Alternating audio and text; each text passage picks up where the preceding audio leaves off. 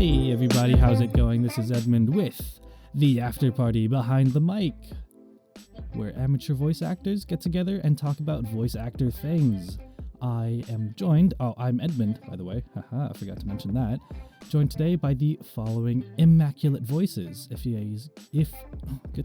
guys want to introduce yourselves, starting from the top. Hi, I'm Ashley Saccon. Nice to say hello to everybody. And I'm Manuel, the Fluency Bringer. And today we shall be talking about the very, very important business of how to make money as a voice actor, or how to keep food on the table. For all of us kind of starting out, this is kind of, the point that, is a little bit important, being able to financially support yourself as a voice actor.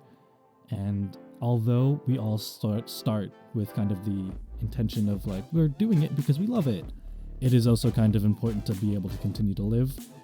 So it's a great idea to at least think about how to make money as a voice actor, even if you're doing it as a side hustle, which at this point, most of us are. We're just kind of side hustling hobbyist voice actors at the beginning of our careers.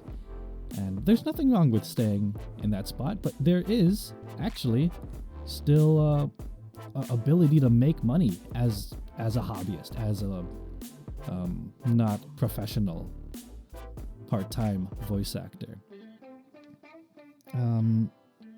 A lot of their gigs are obviously going to be unpaid, going to be volunteer work, but there is a lot of demand out there for voice acting, for voiceovers, for lots and lots of things, whether you're looking locally in terms of like your local radio station doing ad reads, or your local grocery store doing like announcements. There's a lot of places you can go and sell your voice to a client, and they'll be more than happy to, buy your service or buy your voice and have you announce something for them. If that is, you approach them as a voice actor or a voiceover specialist, you can just be like, yeah, I can do an ad read for you. I can do a little commercial for you. And if they are of the budget and able, we'll probably end up paying you, which is always a cool, fun prospect to think about. And for this episode, we just want to give people an idea of what that payment should look like, the ideals, what it often looks like realistically in practice, and give you an idea so you don't go in blind, not knowing how valuable your voice is. Because, let's be honest, you probably haven't ever asked anyone to give you money to talk. That's probably not something most people are familiar with. If I'm right, I don't think any of us have landed paid gigs yet, right? So, yeah, I have gotten some paid gigs before, but they were very underpaid because I was just starting out and I had no idea what I was doing. And I believe that what you said is true, like there's a lot of unpaid work, but probably someone loves your voice, then they will probably pay you for your voice. But probably the money that you're gonna get is not gonna be as good as you will expect, right?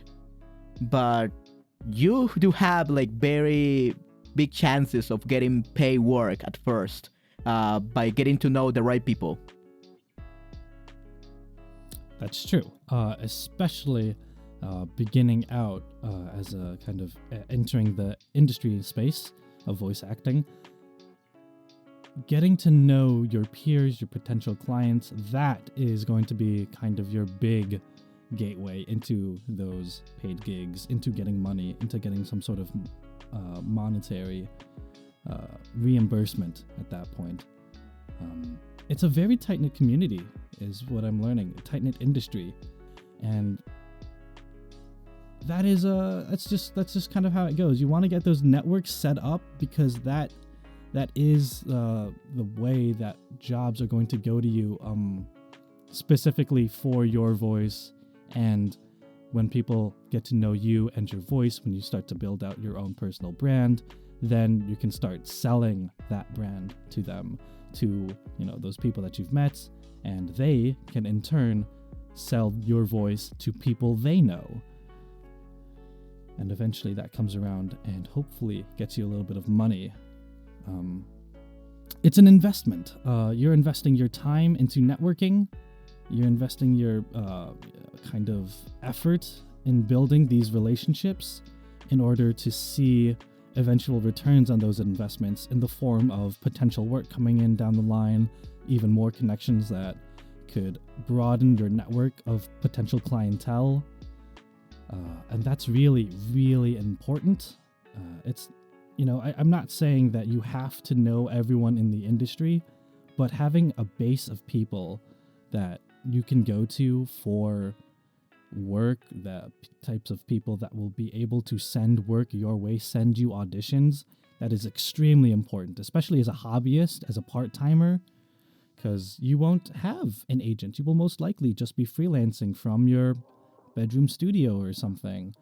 And that emphasis on being able to have a network of people around you who can funnel work your way so you don't spend all your time submitting auditions for every single casting call on Twitter or on Casting Call Club or on voiceactors.com, like that, Voice123, stuff like that. It saves you a lot of headache having your own personal network of peers, potential clients, local businesses. You definitely want to start ingratiating yourself with the locals and building up your own little thing. Yeah, definitely. Yes, I believe that the best way to start this is by through a passion project.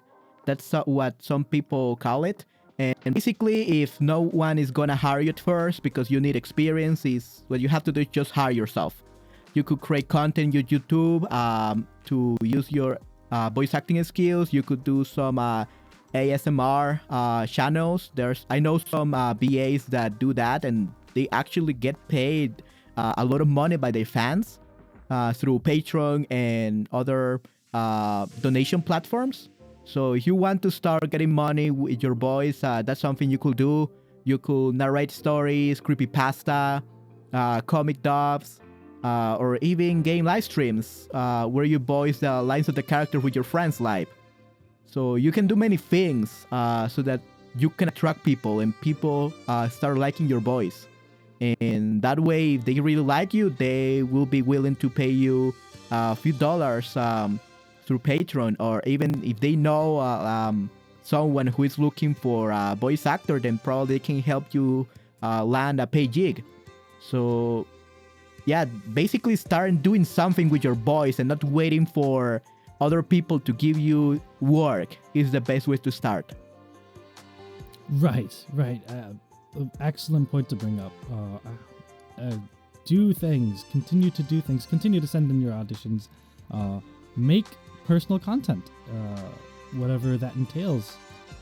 And that is kind of the basis by which the people around you will be able to know you, is by your work, by your auditions, by your samplers. If you want to make a little sampler of your own voice, doing different characters or something like that, that is how people will know you. So definitely want to have work in your pocket so that you can show to other people. And with that, like Manuel was saying, comes the idea of monetizing on your own passion projects, if you want to continue off of that idea, Manuel. Yeah, sure. When it comes to monetizing your own passion projects, like I said before, if you create a YouTube channel, that's a very easy way to monetize your voice. You just have to be good at what you're doing. Okay, you don't have to copy others. You don't have to sound a certain way. By creating content, people will start to like you, like your voice and the way you speak and you talk. So if you do some stories, creepypasta, comic dubs, and everything, people will start to like you. And if you let them know that you have a Patreon account and our other platforms for donations, they will gladly give you some money in order to support you, support the creator of the content you're doing. And I guess that one of the easiest way to start a YouTube channel is through a podcast nowadays. And it's actually really good for monetization because, as you'll know, if you have a podcast host, they do pay you commission for all the downloads that you get for your podcast. So if your podcast is very famous and a lot of people listen to it, you can start getting some money out of it. So basically, I myself have started a podcast and it wasn't that good. But even then, I was able to get a sponsor for my podcast. And also some people wanted to support me on Patreon. So even if your podcast is not good, you can start getting some money out of it, right? So probably it's not gonna make you a lot of money to quit your part-time job or to even quit your full-time job, but it's some nice extra money you could use even to invest in your voiceover or voice acting career.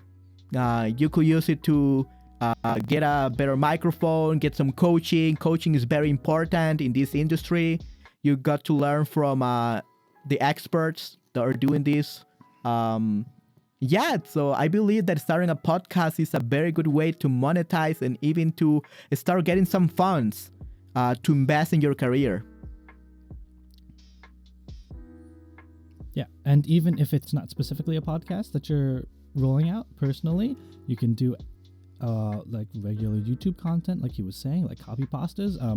We keep saying YouTube. We're not like sponsored by YouTube or anything, but with just the way it is, YouTube is a marketing monster. It's so easy to put things onto YouTube, so easy to share them, to spread them, to market it, and you're just in front of, millions and millions upon millions of people who use it every single day, and it's a great place for you to garner your slice of audience. So yeah, you can really start to get that kind of monetization out of anything that you're doing: podcast, YouTube, Twitch streaming, anything. And Ashley, as sort of a part-time hobbyist, a voice actor, in your experience, I mean, what are kind of the questions you have in terms of like what kind of I don't know if it's like, what are you wondering about, if that makes any sense, in terms of like money and things? Well, honestly, a lot of the auditions that I have found on Casting Call Club have been, let's face it, most of the ones that I've seen that have been very well paid have gone to people who are already, in the industry, since we're just, trying to break in here. But a lot of them have had things like that are a little lower tier, have had listed themselves as paid, and yet when you read the fine print, it's if this does well on YouTube, or if this does well, etc., and we make enough money, then you might get paid. So I just wanted to point out sort of the difference between that and something that's properly paid with a set rate and that sort of thing, and maybe ask what to expect or not expect from some of these lower tier roles.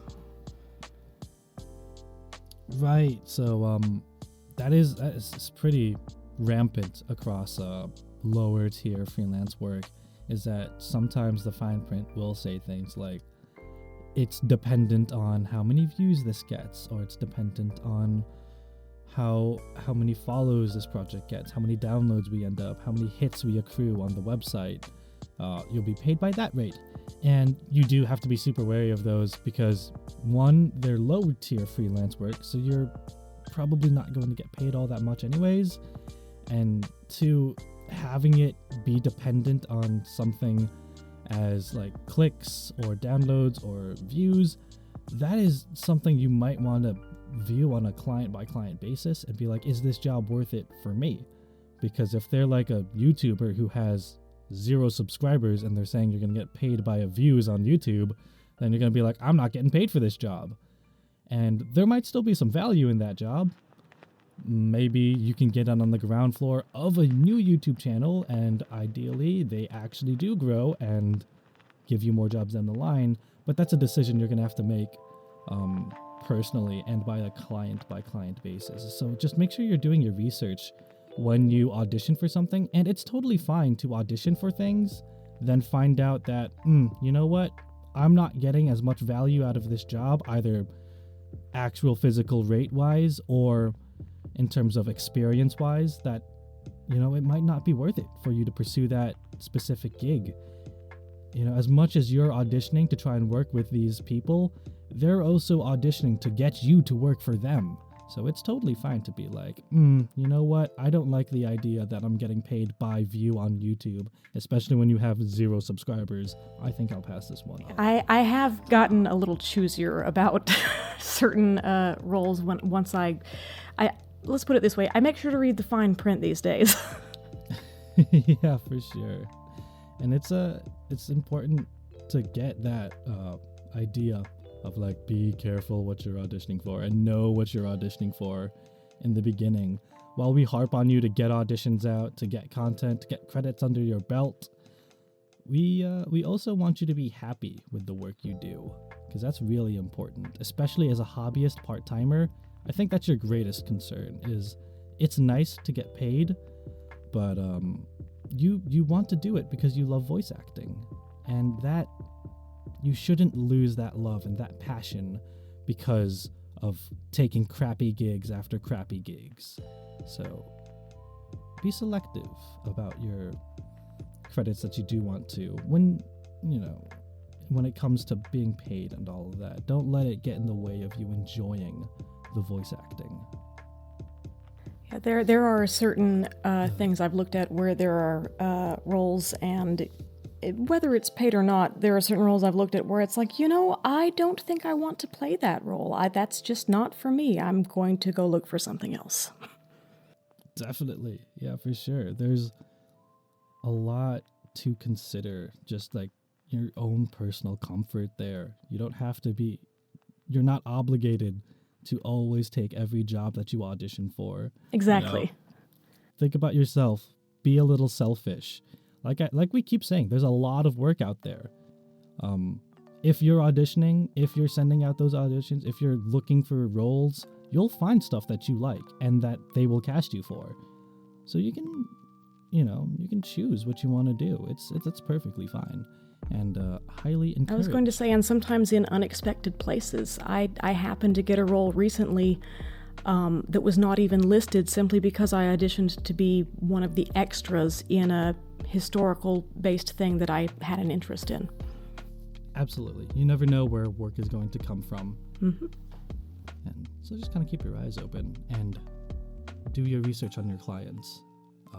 Read the fine print, especially for these low-tier freelance jobs, is very often, you can don't expect to be paid an amazing amount for anything, but especially if they're counting like clicks or downloads or views as the basis for recording. You really should be looking for things that are going to pay by the hour or pay by the line or pay by the word. Those are the gigs that you can have at least some confidence that you're going to be making your money's worth out of those guys, because those are typically what the industry uses, is paid by the hour, pay by the word, or pay by the line, depending on the type of project that you're doing.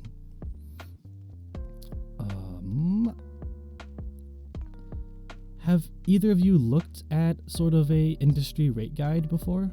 Yeah, apparently Global Voice Academy, Cosmic Club, and Gravity for Brain have their own rate list, so they are pretty good, and I believe that you can get even the rate list per country. So you should really check them out. I believe that we should post the links to these guides on the YouTube video on the description, so that people should check it out by themselves. Those are very handy guides. Yeah, they're very handy guides, and I just found out that, for example, I used to work for like $5. I had to deliver 300 words, which for most people, that's like very underpaid. But I just looked up my rates for my country, and apparently for 300 words in my country, they will pay you only $7. So it's still underpaid. It's under the standard, but that's the standard in my country. Well, in other countries, you will get paid for a 30 seconds commercial around like $140. In my country, they only pay you $7.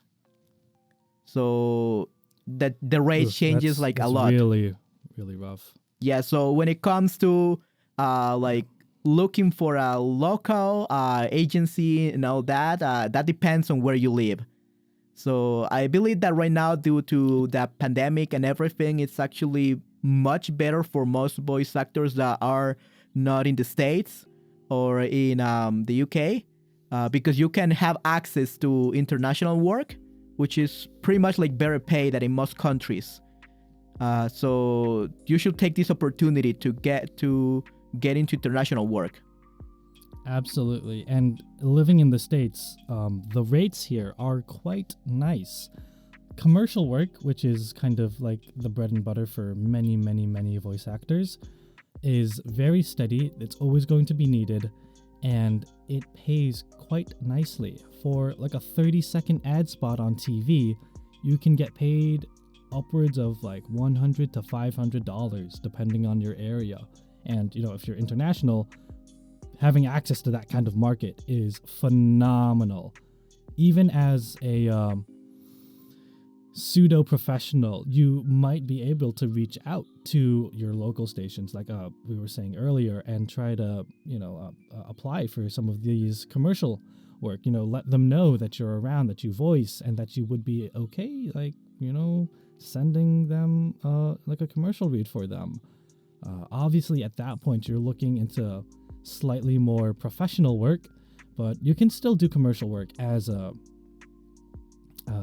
part-time hobbyist. In fact, a lot of people get their start part-timing, hobbying voiceover work because they got a commercial opportunity and they continued to do the work and fell in love with it. Lots of people think, voice actor, they think like, oh, animation, cartoons, that kind of thing, dubbing over a character. But every voice you hear on television, over the radio, or through Spotify or Apple Podcasts, that's an actor. That's a voiceover artist. That could be you. So definitely look at that. Look at your local market. And when you start looking to land commercial work and you don't know the person, if you're like cold delivering, trying to sell your voice, you're going to want a demo of some sort. That is super, super important. Where before, as a hobbyist trying to land character work, you'd be okay just sending in an audition. That's not usually how commercial work goes, and at least in my experience, it's usually you get somebody who says they want a voice actor or a voiceover artist for a commercial read. Please send your demo to us at this email. And then you go, well, what the hell am I? I don't have a demo. I'm just a hobbyist. That is where your prior work comes in. If you've done your credits, if you've done your volunteer work jobs, your passion projects, that is what you use as a sampler. You just take compilations of your previous work, put them in a nice format that is 30 seconds to a minute long, and then you send it to them. And you're like, this is my voice. But that is super, super important. Once you start breaking into things like getting commercial work, sending it to agencies, sending it to your local stations, you want to get a sampler of your voice out there.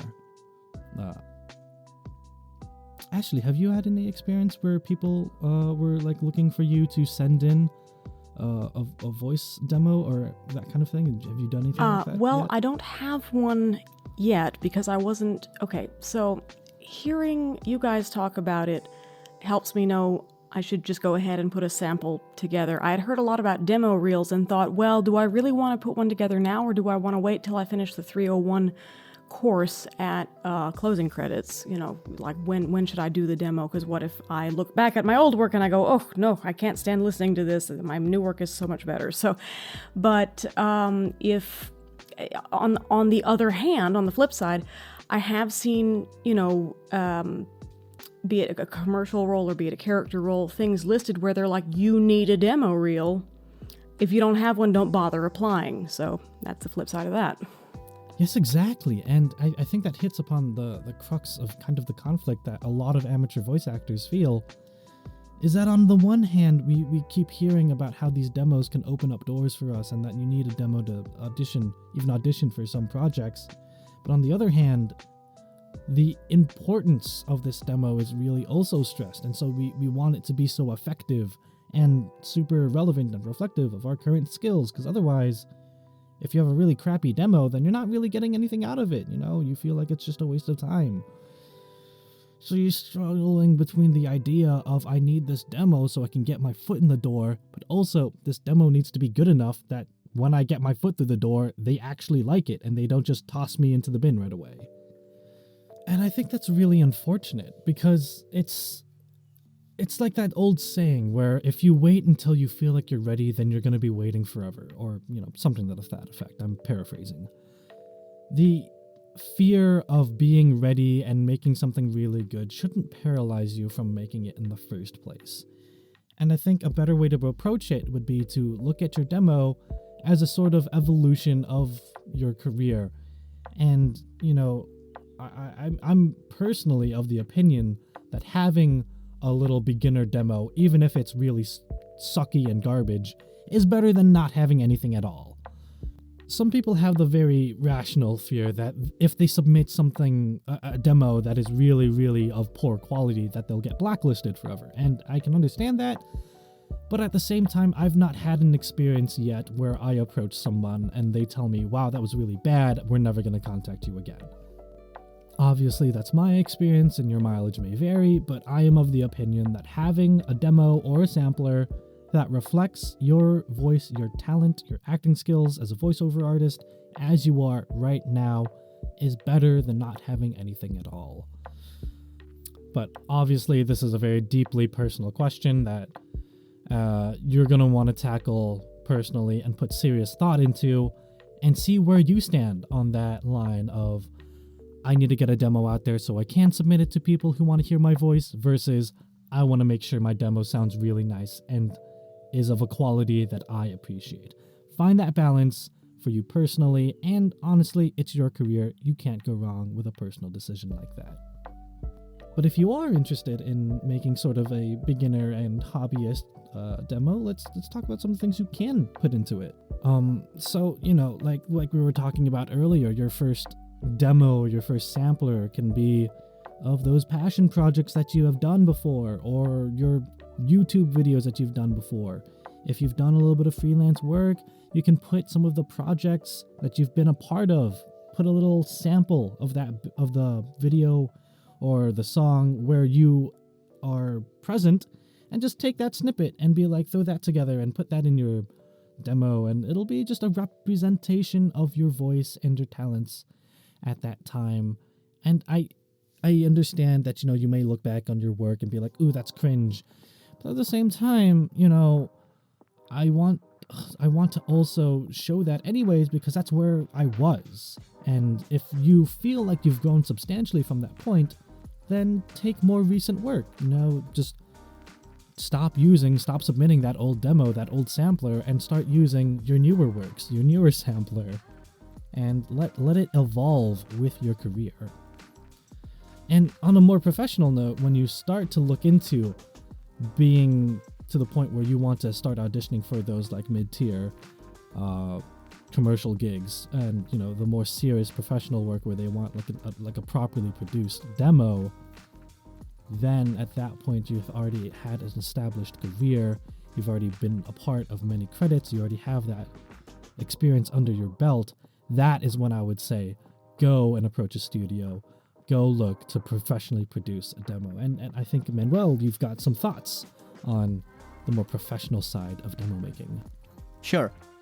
Yeah, I believe that you have to really plan ahead though with a demo, because not only it's a huge investment, but also you really need to know what you really want with your career. As you know, you have mentioned the commercial work, but we also have the character work, which basically you can do make a living with character work, but it will be much harder because it doesn't pay as much as commercial work. Like you say, commercial work is the bread and butter.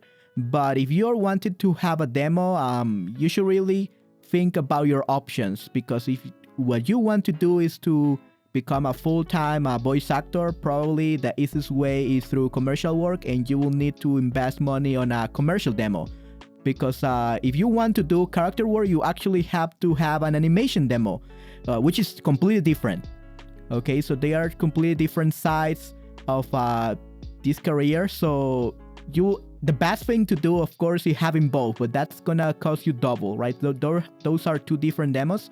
So if you want to start getting some money, probably what you should invest in first is the commercial demo. Never try having an animation demo for character work at first, unless you really want to do that and you hate commercial work, because you cannot really send your animation or character work demo to people that want your voice for commercials, because they want a commercial demo, not one for character voice. Yeah, and the big thing there is knowing your audience, right? Knowing your client. The reason you don't sell your animation demo to your commercial clients is because unless there's something like a kids commercial, they don't want a character voice per se. They want a voice that fits the current trends in commercials right now, which, you know, when people think commercial reads, they think of the classic, here's a product, like 1980s announcer voice. You want this product, this is what you want to buy it now. But in reality, the commercial field is constantly shifting, and the current trends are what they're going to want to hear. So for commercial work, keep your nose to the ground for what the commercials sound like right now. Like, actually listen to how the actors are delivering commercials on TV, on your YouTube videos. Like, I know it's 5 seconds, you want to skip it, but as a voiceover artist now, that's kind of important to you, because if you want to land those commercial gigs, there's a good chance that your client's going to ask you to replicate that kind of delivery that you're hearing in real life. And right now, that kind of trend is the kind of friend that, you know, you've known your whole life, and they're kind of cooler than you, and they use this thing, and you should buy that thing so you can be as cool as your friend. That's kind of how commercial reading is going right now. It's very personal, very casual, very natural. People aren't looking for actors right now. People are looking for real people who can act, which sounds asinine as a voice actor, but it's the trend. People want you to be real, so you have to act being real, which sounds funny because we're all real people, right? We're all just regular humans. What do you mean act real? I am real, but that's the delivery. They want you to be real to the person listening. They want you to be their friend, approachable. They don't want you to be this announcer, this kind of stereotypical guy who's trying to get a product pushed, a car salesman. They don't want you to be that. They want you to be the listener's friend. But that's where it is currently. You know, 2 years, this could change and there could be a different trend. We could be back to the announcer voice. It could be something completely different. But it's different. I was going to say, I really hear what you're saying there about the friend, and your friend likes this, and, you know, maybe you would like this because your friend likes it and your friend says why they like it. It's interesting you say that, because the most lucrative prospect I have on the table right now in my life came because I was explaining to a friend about this particular place where I enjoyed going, and it turns out that the owner of the place was getting set to make a commercial and happened to hear me talking to my friend and said, "Can you do that for our local commercial?" It's just a local place, but you never know. You never know for sure, dude. That's like, oh my God, that's like perfect. It's a local business that just heard you and was like, oh my God, do that for me, please. I'll pay you money. That is a... I mean, you could have knocked me over with a feather. I'm just like, yes, I will definitely do this. Sign me up. Yeah, never be shy about being a voice actor, because you never know where opportunities are going to come from. And that's awesome. Love that for you, Ashley. And also, this is the reason why you do your passion projects, because that way people will be able to get to know you and your voice without you having to sending a demo or something like that. Absolutely. Is there anything that you guys want to add before we close out the episode? Because I know there's a lot of talking that we did, so I want to make sure that we hit on something. If you had like a thought that related to something that we had said earlier and want to get that out before we close out, now would be the time. Well, you should really invest in voice acting courses, because the expert can really tell you how to start. Because if you are by yourself and you just watch a lot of tutorials on YouTube or something like that, like there's too much information to take in. So you really should try to take a voice acting course at first before you even try to get some pay gigs, just to know the business and what you're really getting into. Absolutely. The input of a professional and just a little bit of coaching is immensely valuable. And honestly, we all came from Closing Credits, which is extremely affordable, and for the price point, they have phenomenal teaching, and there's so much value there, and they're really not that expensive. I believe it was like $100, $120 for a class, which compared to local Chicago prices, that was awesome. It was very, very awesome. If you even compare that to a local community college, it's still an awesome price. I mean, goodness. Yeah. Like, we're not sponsored by our teachers here, but boy, do they have a great thing going at Closing Credits. And it will set you up. Taking that class, you will, by you taking that class, you will sound far more experienced than your other amateur peers, because that little bit of teaching goes so far. Yeah, I can't recommend it enough. And it's a lot of teaching. No, definitely. And even as myself, like coming from a third world country, even the prices are like very affordable. That's like even less, let's see, per month. I don't know if they still have like the monthly thing going on. I think they said that we're gonna not let people pay monthly by month installments, but I think they have kept it there. Right. But even then, just paying per class, that people may think, like from third world country may think that's a lot of money, $100, $300, especially because here where I live, like the hourly rate is like $2-3 per hour. And that's like the average rate. So $100, $200 for a class may seem like very like expensive for third world countries, but it's actually pretty affordable when you think about how schools charge you per month, which is basically like you're paying like $50 per month here in Closing Credits, while in schools here they will charge you like $70, $100. So it's actually, when you think about how much schools, like any kind of academy, charge you, like it's pretty affordable. Absolutely. Cannot recommend enough. Well said. All right. And on that note, I think we have to close out the episode for today. We've been going for quite a bit of time. I hope this gives you a brief insight into the financial side of voice acting.